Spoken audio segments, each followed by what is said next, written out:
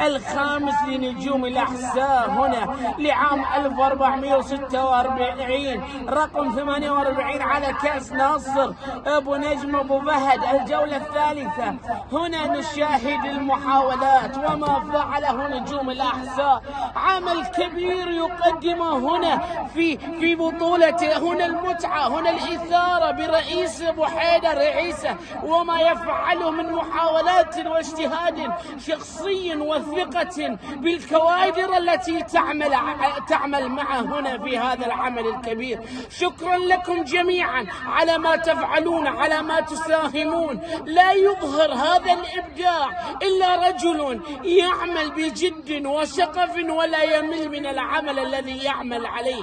نشاهد الأصرار، الكوادر التي تعمل في البطولة. الجميع يبحث على نجاح البطولة، وأي نجاح نريد أن نبحث عن الأصرار، عن الشغف، عن المحبة في العمل.